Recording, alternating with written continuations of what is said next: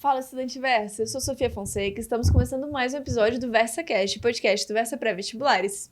Seguimos nas análises de obras do PAS 3 e seguimos com o professor Fábio como convidado. Bem-vindo, Fábio. Muito obrigado, Sofia. Muito obrigado a todos e vamos lá, mais uma obra.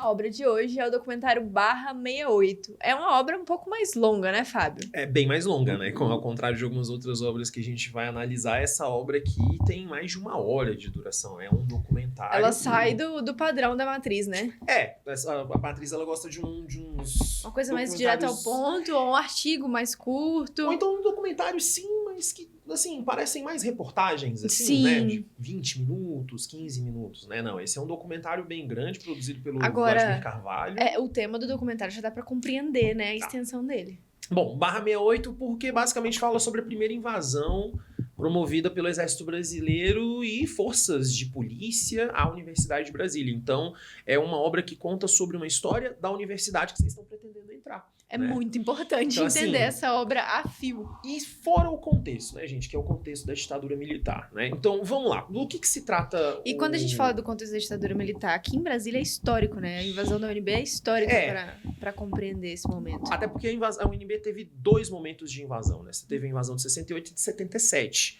Assim, invasão mesmo, tá, gente? De realmente você ter, assim, dezenas de caminhões, de veículos militares... Não tanque, né, gente? Mas, assim, caminhões, ônibus, realmente, viaturas de polícia, assim, dezenas mesmo de viaturas dentro da universidade. Esses 2 grandes momentos. O de 68, que é o que a gente vai comentar, e o de 77. Então, tudo dentro desse contexto de regime militar. Vamos lá. O documentário, ele é produzido pelo Vladimir Carvalho. O documentário é de 2001, então não é um documentário moderninho. Ele já tem aí... Tenha paciência com a cinematografia. Exatamente. Né? Não dá pra ver em 1080p, tá, gente? Não existia 1080p. Assim, o máximo que dá pra ver ali é um 480p. Aí no seu celular, nos 14 polegadas do seu computador, vai dar pra ver de boa, tá, gente? Sem problema nenhum. O documentário é produzido pelo Vladimir Carvalho e a narração que você ouve em alguns momentos é do ator Otton Bastos. Legal. Que foi ator do SBT, da Globo, durante muitas décadas. E aí, o que acontece? Esse documentário, ele trata, então, sim, sobre especificamente a invasão de 68, mas o início do documentário vai falando um pouco sobre os desafios e as dificuldades que o Darcy Ribeiro teve como o ideal que ele tinha de universidade, né? Juscelino Kubitschek, que estava construindo Brasília ali nos anos 50, ele não estava muito afim de ter universidade aqui em Brasília, assim como ele também não estava afim que tivesse indústria em Brasília, porque a indústria tem operário, o operário faz greve. Universidade tem estudante faz baderna. Então, assim, ele não queria nem a baderna da greve de industriais, então um pouco a baderna de estudantes. Mas, no final das contas, como a gente sabe, a UNB foi criada, só que ela não foi inaugurada junto com Brasília. Essa era a intenção do Darcy Ribeiro. Ele queria que a universidade fosse inaugurada no mesmo ano que Brasília fosse inaugurada, portanto, em 1960. Pra ficar marca. Exato, mas isso não aconteceu. A universidade ela vai ser inaugurada durante o governo do João Goulart, em 1962. E, enfim, o documentário ele começa com alguns estudantes já falando de um princípio, digamos assim, de uma pré-invasão da Universidade de Brasília nos momentos seguintes ao golpe de Estado de 31 de março de 64. Então tem o relato de uma estudante, Maria Amélia, que ela é chamada de Amelinha, inclusive lá no documentário, dela falando de um tio que ela tinha, que era alto oficial do Exército Brasileiro, já nos momentos derradeiros pós 31 de março. Né? Então, já no momento em que o João Goulart já está viajando para o Rio Grande do Sul para proteger sua família, já é declarada a vacância do poder presidencial, então os primeiros passos pós 31 de março para a junta militar assumir o poder e o Castelo Branco ser o primeiro presidente militar aquele da ditadura. Limbo, né? Entre o dia do golpe e a consagração da ditadura. Exatamente. E aí é perguntada a Amelinha, né, por seu tio, que era... Acredito que ele era general de 2 estrelas, que é dentro da classe de generais a patente mais baixa. Se ela estava tendo aula de comunismo e coisa do tipo, ela fazia artes, né? Então ela tinha aulas de pintura, de desenho, de questões de formação de estruturas. Enfim, ela tinha as aulas dela de currículo, não tinha nada de comunismo, né? Digamos assim. E, inclusive, um dos professores dela era o Atos Bulcão, que é muito legal falar isso. Que muito legal. bom. Um dos professores Imagina, dela né? Você era ter Atos aula Bulcão. com... E é interessante falar isso porque o Darcy Ribeiro foi quem convocou os primeiros professores quando a universidade foi montada, em 62. Então, a primeira leva de professores da UNB foi muito por intermédio do Darcy Ribeiro e do Anísio Teixeira. Então, ela falando... Quando você passar na UNB, você vai descobrir que, óbvio, saber. O campus você já sabe, que chama Darcy Ribeiro. E tem o PAT, que é o Pavilhão Anísio Teixeira. Que é um bloco de salas de aula bem legalzinho. Eu tive muita aula lá no PAT, inclusive. É bem bonito. Minha primeira aula da graduação, lá em 2012, foi dentro do Anísio Teixeira. Oh, legal. E aí, o que acontece? Ela fala pro tio que não tinha nada disso, e aí, ali em 64, você já tem, digamos, uma pré-invasão. É o que é mostrado, né? Assim, nos primeiros 15 minutos do documentário, então você já vê que já tinha uma primeira movimentação para ver o que tinha dentro da universidade. Uma pressão, né? Já para deixar bem claro, assim, para que vieram, por assim dizer. E aí a universidade, entre 1964 e 1968, ela vai passando por vários problemas. Por quê? O governo do Castelo Branco, que é o primeiro momento do regime militar, ele vai... aos poucos tirando... E aí você que está em sala de aula no seu colégio e aqui conosco no cursinho, provavelmente você já deve estar estudando sobre ditadura militar, você vai vendo que o governo do Castelo Branco, entre 64 e 67, ele aos poucos vai diminuindo... Ele é gradativo, né? Não é uma coisa imediata, ele aos poucos vai diminuindo o escopo de democracia. Dos 5 presidentes, que vai escalando, aí chega no terceiro é o auge, depois vai... É bem isso mesmo. O Castelo Branco, ele era membro da intelectualidade do Exército Brasileiro, ele era membro da Escola Superior de Guerra e era do Estado-Maior. Então ele não era um completo troglodita, muito pelo contrário. Mas ao longo do governo Castelo Branco e depois com Costa e Silva, que é o início da linha dura, você vai tendo o escopo de democracia diminuindo e a universidade sentia isso. Né? Então, muitos dos professores... A universidade é um poço muito fértil de democracia, né? Sim. E outra coisa, gente, naquela época, como Brasília era muito menor do que o que ela hoje, tinha muito menos gente, era muito mais fácil, não que hoje seja difícil, mas naquela época era tão fácil quanto hoje, vamos comparar, você encontrar um vizinho, um primo, alguém que mora na rua de baixo que estudava no UNB, ou então que tinha pessoas próximas a você na rua da sua casa que estudavam no UNB. Brasília é um ovo, vem daí. Exato. Então, assim, Brasília sempre foi uma gigantesca cidade do interior. Um médico que eu trabalhei falava isso comigo. E aí, dentro desse processo, todo mundo meio que ficava um pouco consternado. Não só pelo que estava acontecendo no país como um todo, mas especificamente no nosso microcosmos brasiliense, o que acontecia dentro daqui de Brasília. Então, entre 64 e 68, muitos professores que vieram dessa primeira leva de professores trazidos pelo Darcy Ribeiro foram embora. Que o Darcy Ribeiro até menciona isso como a primeira grande diáspora de professores da UNB. Isso frustrou ele muito, porque com esse escalar do recrudescimento do regime, com o fechamento do regime, a universidade ela foi perdendo mentes importantes. Não só de estudantes, mas principalmente de docentes, dos professores. E, consequentemente, o projeto da Universidade de Brasília foi sendo afetado com isso. Até que chega um fato que provavelmente você que está nos assistindo, você já deve ter ouvido falar nas suas aulas de história, seja aqui no Verso ou seja no seu colégio, que foi o assassinato de um estudante lá no Rio de Janeiro chamado Edson Luiz. Sim. Ele foi morto. Foi um ponto de virada, né, na história da ditadura. Sim. Inclusive, durante o governo do Costa e Silva, você já tinha muitos sinais de movimentos populares mesmo, tá, gente? Não era movimento só de artistas ou só de pessoas muito famosas do rádio ou da televisão que estava nascendo ainda, assim, no seu processo de desenvolvimento. Eram de pessoas como você e eu, tá, gente? Profissionais liberais, sei lá, donos de uma pequena vendinha da esquina, eram pessoas que realmente percebiam que o clima político brasileiro não era dos melhores, e que estava em vias de piorar. Quando tem o assassinato do Edson Luiz, aí tem a passeata dos 100 mil, isso afeta o UNB também. Por quê? Na época você tinha um estudante que era mobilizado pelo movimento estudantil chamado Onestino Guimarães, e ele... Você deve conhecer como o nome da segunda ponte. Exato, a segunda ponte que fica aqui no Lago Sul. No Lago Sul. E aí, o que acontece? O Edson Luiz morre, isso varre o Brasil inteiro, o Onestino Guimarães fica bastante consternado com isso, faz uma manifestação dentro do RU, onde alguns dos estudantes que ali estavam disseram que alguns deles, junto com o Onestino Guimarães, subiram em cima das mesas do RU para conclamar o pessoal para essa manifestação. Quando você passar no UNB, você vai saber o que é a experiência do RU. É histórica, marcante. Ai, eu não vou mentir, saudades do RU, tá, gente? Todos. Então, aí você vai vendo, então, ele subir em cima da mesa, conclamando para uma eu ia falar revolução, para uma reunião, na verdade, na frente da reitoria. A reitoria que você vai conhecer na UNB hoje não era a reitoria nos anos 60. Na verdade, a reitoria nos anos 60 é onde hoje é a Faculdade de Educação.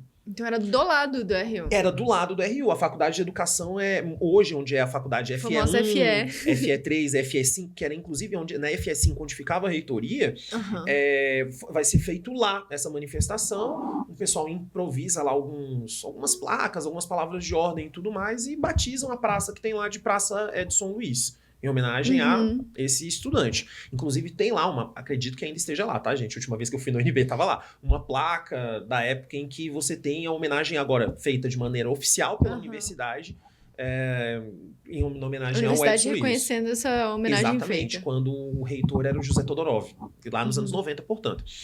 E aí o que acontece após isso? Justamente o fato do Onestino Guimarães ter conclamado esse movimento, ter feito esse processo com a morte do Edson Luiz, que foi em 68, algumas poucas semanas depois, você tem a invasão da universidade. E aí, gente, foi uma invasão bem pesada. As imagens que você vê, as imagens da época, meio mal gravadas, é porque eram de estudantes que estudavam cinema, arte, lá no IDA, que é o Instituto de Artes da UNB, e eles estavam com uma gravadora na mão, né, uma câmera filmadora da época. Uma gravadora, já vê a época. Exatamente. E aí eles entram pra dentro do IDA, só que quando você for na UNB, você vai perceber, tem uma parte do IDA que é virada pra rua, e pra uma parte onde hoje você tem uma quadra de esportes e um banco, que até onde... não quero fazer propaganda, mas era o Banco Santander, até onde eu lembro. Virou Banco do Brasil. Pois é, então, já não é mais. Aí eles filmam em direção a essa quadra de esportes, e eles filmam por cima do muro, do IDA. E aí a imagem é meio torta, não fica muito boa, porque imagina essa situação, estavam filmando com medo de no serem... meio do caos. Exato, e no meio de serem surpreendidos, porque vai que um soldado ali olha pra cima, vê um troço movimentando ali, pô, tem alguém ali dentro. Então, vários estudantes, professores, eles chegaram a ficarem perfilados durante horas, nesse dia específico, em agosto de 68, naquela quadra de esportes, que fica ali entre o ICC, né, aquele estacionamento do ICC Sul, e o IDA e também a Faculdade de Educação, que é a Faculdade de Educação, aquela ladeira, né? Então eles ficam ali naquela quadra. Então toda vez que você for jogar uma bola, passar naquela quadra, lembre-se, ela é muito legal. A Praça da Calistenia. Exato, que a Praça Pessoal de Calistenia também faz. Então naquela quadra de esportes você teve esse momento bastante triste da universidade. O Onestino Guimarães, ele chega a ser preso nessa vez, mas não é nesse momento que ele vai desaparecer. Porque eu não sei se vocês sabem, gente, o Onestino Guimarães era um desaparecido político. Ele nasce em 1948. E ele desapareceu em Costa e Silva, né? E aí assim, ele desaparece. Na verdade, o que acontece? Ele é preso dessa vez, mas ele acaba sendo libertado. Só que entre 69 e 73, que é quando ele desaparece de vez, ele vive na ilegalidade. Tem um momento no documentário, inclusive, que fica muito claro que o Onestino tem a opção de fugir. Né? A mãe o aconselha a fugir, alguns colegas o aconselhavam, mas ele escolhe ficar. E nessa dele escolher ficar, tem um momento que um dos colegas dele encontra ele no Rio de Janeiro, em 1971, durante um jogo do Vasco, no Maracanã. E ele imaginava que talvez a melhor forma de se esconder era talvez ser mais um em meio à multidão. Infelizmente não deu certo. Para quem não sabe, o Onestino Guimarães ele desapareceu oficialmente em 73, durante o governo do Médici, que é quando o DOPS, o doicode, tá trabalhando ali 24/7. É o auge, né? Exato, é o auge mesmo da ditadura. E nunca mais se vê o Onestino até hoje. Ele é considerado desaparecido político. Especificamente... E aí é importante ressaltar na história da cidade, né? A segunda ponte pro Lago Sul chamava Costa e Silva, que era um dos presidentes da ditadura. E recentemente, se eu não me engano, foi 2000 Foi durante o governo do Hollenberg, se não me engano. Acho que foi em 2018. 17 para 18. Eu ia chutar 17. Que trocou o nome da ponte para Onestino Guimarães. E faz sentido, né, gente? Porque, assim, o Costa e Silva, ele representa um momento de maior recrudescimento do regime. Inclusive, não faz sentido essa homenagem. No documentário fica claro, para muitos daqueles estudantes, professores, funcionários do UNB que passaram por esse momento em agosto de 68, para eles, a invasão da UNB, a manifestação que foi feita alguns dias antes, que leva a essa invasão, ela foi um fator muito motivacional, muito, digamos assim, um fator decisivo para eles, foi um fator muito decisivo para o ato institucional número 5, que é publicado 3 meses depois, publicado em 13 de dezembro. A invasão foi em 26, 28 de agosto de 68, então um pouco menos de 3 meses, pouco mais de 3 meses depois você vai ter, então, a publicação do ato, que aí fecha o regime de vez. Aí realmente você já aí não tem mais direito de habeas corpus, qualquer pessoa pode radical. Qualquer pessoa pode ser punida sem necessidade de abertura de um inquérito, a cassação, aposentar funcionários por suspeita de comunismo ou qualquer coisa do tipo. E para finalizar, um ponto que é interessante é que você tem trocas no comando do UNB. Isso impacta muito a universidade. No caso em questão, você tem a troca do vice-reitor e assume um vice-reitor chamado José Azevedo, que era físico, né, tinha cursos de mestrado, doutorado, mas ele era vinculado à Marinha do Brasil, ele era capitão de mar e guerra. Nossa, então um militar no comando. Ele era um militar no comando. E também na universidade. Dentro da universidade. E aí, segundo os estudantes da época, eles sempre deixaram muito claro que, apesar de ser um homem muito capacitado do ponto de vista intelectual, ele promoveu um desmonte, digamos assim, do ideal de liberdade e de pensamento, de liberdade de pensamento que a universidade sempre teve, né? Então, aquele ideal do Darcy Ribeiro, ele se perde de vez com o José Azevedo.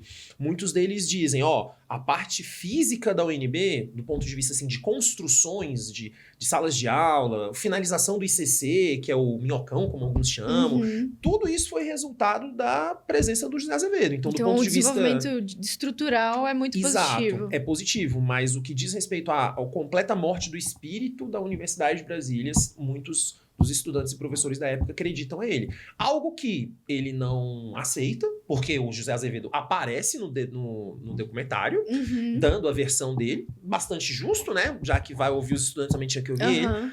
E ele deixa bem claro o ponto de vista dele com relação ao que aconteceu. Que ele nunca necessariamente reprimiu os estudantes, que os estudantes questionam, que ele nunca necessariamente foi um sujeito que quis ir contra o ideal do UNB, que os estudantes e o próprio Darcy Ribeiro questionam, e que em certo momento ele até acredita que a forma que a universidade foi montada foi de uma forma um tanto quanto sem muita organização, o que os estudantes e o Darcy Ribeiro também questionam. Então assim, é um documentário de uma dois lados de uma moeda bem dicotômica. Exato, e vão mostrando essas nuances. O final do documentário é muito legal porque é o momento em que a universidade, algumas semanas, eu acho, antes da morte do Darcy Ribeiro, o homenageia com o nome do campus para onde muitos de vocês provavelmente estarão, que é o campus da Asa Norte, que é o maior. Que é o maior de todos eles, que tem o nome do Darcy Ribeiro a partir de 95. Quando você vai ver no final do documentário, o Darcy Ribeiro já tá bem velhinho, já bem castigado pela doença que o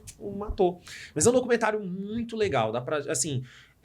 você vê muita coisa do período histórico a qual aquilo estava inserido, mas sobretudo histórias específicas de pessoas que participaram de tudo ali na UNB durante esse período. Isso é o que mais acontece, né? Quando a gente vai estudar a ditadura, são muitas histórias particulares. A gente tem um exemplo muito bom de história brasileira, que é o Ainda Estou Aqui, o filme que ganhou premiação, retratando uma das histórias particulares da ditadura. Que não era, tipo assim, apesar de histórias particulares, tanto do UNB como esse que você falou... dessa não era tão particular, né? São histórias particulares, mas que acabam sendo histórias muito coletivas no imaginário popular. E exatamente por representar cada um de nós, né? Exatamente, gente. Então, assim, assistam /68, se der o trabalho de não assistir duas vezes, assista na velocidade normal. Assista na velocidade normal. Não gostei da abertura. Pô, também não, a abertura é meio com uma música meio pesadinha, mas começa ali o Oscar Niemeyer falando, isso com 3 minutos de documentário, vai até o final, sem pausar, fica assistindo ali direitinho, gasta aí 1h10 do seu tempo, 1h15 do seu tempo, que vai valer a pena. Vale muito para conhecer mais da história do seu país e da universidade que vocês querem entrar. E é muito importante, porque eu acredito ser uma das obras que entram no hall de obras muito pertinentes para serem cobradas, porque contam um contexto histórico muito importante para o PAS 3, contam um contexto histórico muito importante para a cidade e para a universidade. E a UNB valoriza o que é da universidade. Sim, gente. Inclusive, como eu até mencionei, o envolvimento que a cidade tinha à época com a universidade, não que hoje seja de qualquer forma, seja pouco envolvimento. Mas a época, como a cidade era menor e tinha menos gente, era muito maior. Era diferente, Era um envolvimento diferente. E fora que, né, gente, as pessoas que ajudaram a criar o ideal da UNB estavam vivas ali, estavam trabalhando dia após dia. A UNB era nova, né? Sim, a UNB estava ali nos seus primeiros anos, nos seus primeiros dias, nos seus primeiros cursos. Não tinha formando na UNB em 64, porque ela tinha 2 anos. Né? Então é um contexto muito importante. Faça um esforço de assistir um documentário um pouquinho mais longo. Até porque tá na matriz de referência, é pra assistir. A análise Pode que a gente muito faz bem aqui não aparecer. anda sozinha, ela Exatamente. anda ao lado da obra. Então, estudem direitinho essa obra. Sim. Prof, muito obrigada por essa análise. De nada, gente. Tudo de bom pra vocês. Assistam o documentário, vale muito a pena. Então, pessoal, nos vemos no próximo episódio e até mais. Tchau, tchau.